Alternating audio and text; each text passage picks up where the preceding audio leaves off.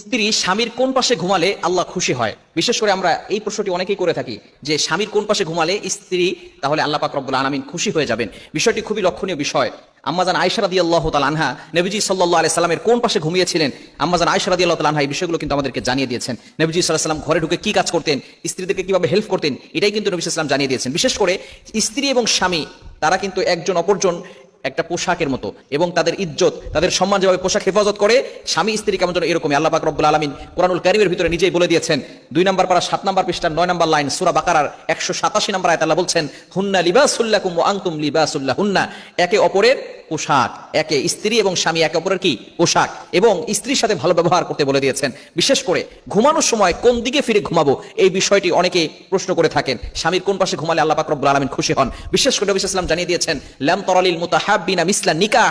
এই যে বিবাহ যখন সম্পাদিত হয় তখন এই যে নতুন বিবাহের ভিতরে একজন স্বামী স্ত্রীর যে মহব্বত, এটা নবী সাল্লাল্লাহু আলাইহি ওয়াসাল্লাম বলছেন আমি অন্য কোথাও দেখি নাই। এজন্য স্বামী এবং স্ত্রী একে অপরের মুখোমুখি হয়ে ঘুমাবেন। নবীজি সাল্লাল্লাহু আলাইহি ওয়াসাল্লাম ডান কাত হয়ে ঘুমাতেন। আম্মাজান আয়েশা রাদিয়াল্লাহু আনহা বলেন, নবী সাল্লাল্লাহু আলাইহি ওয়াসাল্লাম সবসময় কি করতেন? ডান কাত হয়ে ঘুমাতেন। এটা হচ্ছে রাসূলুল্লাহ সাল্লাল্লাহু আলাইহি ওয়াসাল্লামের সুন্নাহ। এবং স্বামী স্ত্রী কিভাবে ঘুমাবেন? একজন আরেকজন মুখোমুখি হয়ে ঘুমাবেন এবং তারা একজন আরেকজনকে জড়িয়ে ধরে ঘুমাবে। এটাই হচ্ছে রাসূলুল্লাহ সাল্লাল্লাহু আলাইহি ওয়াসাল্লামের সুন্নাহ, এটাই হচ্ছে আদর্শ।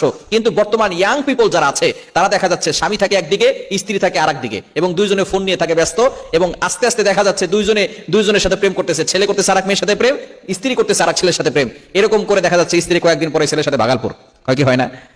হাসির বিষয় নয়, হাসির খোরাক আপনাদেরকে দিচ্ছি নয়, এটা হাস্যকর বিষয় নয়। বর্তমানে আমাদের স্বামী স্ত্রীর সম্পর্কটা এমন হয়ে গিয়েছে, একজন পুরুষ